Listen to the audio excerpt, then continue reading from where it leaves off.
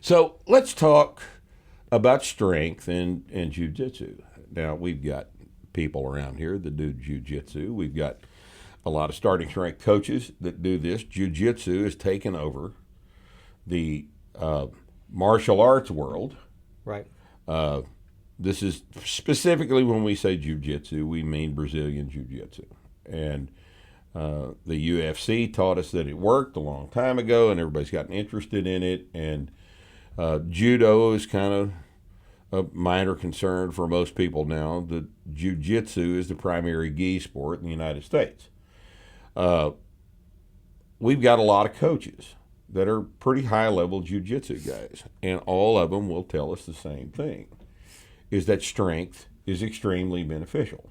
Yes. And a strong guy is harder to execute techniques on than a guy that's not as strong. Yeah, without question. And let's talk about Mr. Lopez. You've got a good story. Yeah.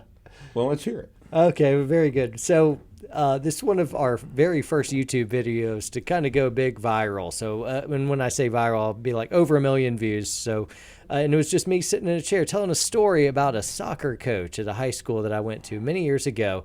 His name was Mr. Lopez, and he just looked kind of middle-aged, thick-rimmed glasses, not in the most amazing shape. So he looked like me, but I've got contacts. He looked like Rip, but he was far more attractive. So just like kind of a normal person. Who isn't? Oh, burn! That just All right. So anyway, Mr. Lopez was a martial arts instructor, and I was kind of the school's wrestler, and I was good. I was a force to be reckoned with. Well, one day, Mr. Lopez came in, and he was sparring kind of with me, and so he's just doing wrestling. He's not doing his combat sambo or anything else like that, and he's just chatting with me. And little does he know, is like he's really hard for me to wrestle with. And like, even when people are far bigger than me, I could wrestle with the heavyweights and beat the heavyweights, even as a 130-pound guy. I was quick. I was good.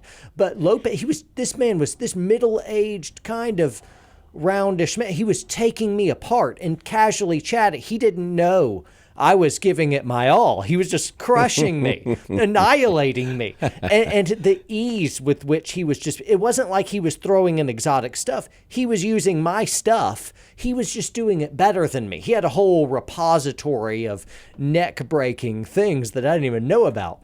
But anyway, it was amazing. He was faster than me somehow. He was smooth, and everything he did, everything was just where it needed to be. It was just impossible to get in on anything. So, what do you think he weighed? He outweighed me by about 40 pounds, probably. So he's about 200 pounds. No, he was man. about 170. Oh, you were weighing what? I was around 130 right at the time. Right. But for me to beat somebody far bigger than me is nothing. That's not a big thing. But not this guy. Not this guy. So again, our heavyweights were way over 225, and you could look at them next to Mr. Lopez and be like, oh yeah, the heavyweight is far bigger, far stronger. But Mr. Lopez, his technique was first off. It was perfect. So do you think maybe he was real strong? Yeah, I think he was, because he could take a soccer ball and pop it.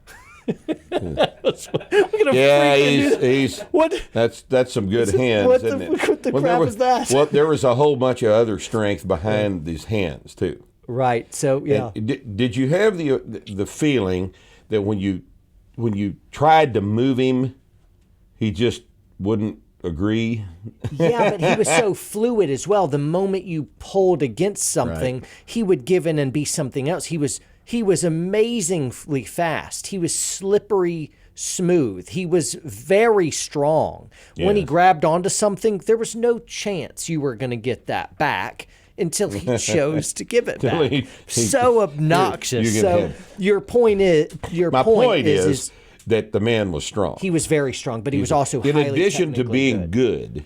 Yeah, he was strong. So but my point is, I don't understand why there is so much resistance in the BJJ community, in the MMA community as a whole, to the idea that all we want you guys to do is get a little stronger than you are right now, 5 pounds at a time, and accumulate a strength adaptation over the next 6 months. How is it possible that you guys are so, the coaches, now I'm talking Yeah. to, are so jealous of the control of this territory that you can't let go of some of it so that your athletes can get stronger. I know you don't know how to teach them, but it's stupid for you to tell them they don't need to learn.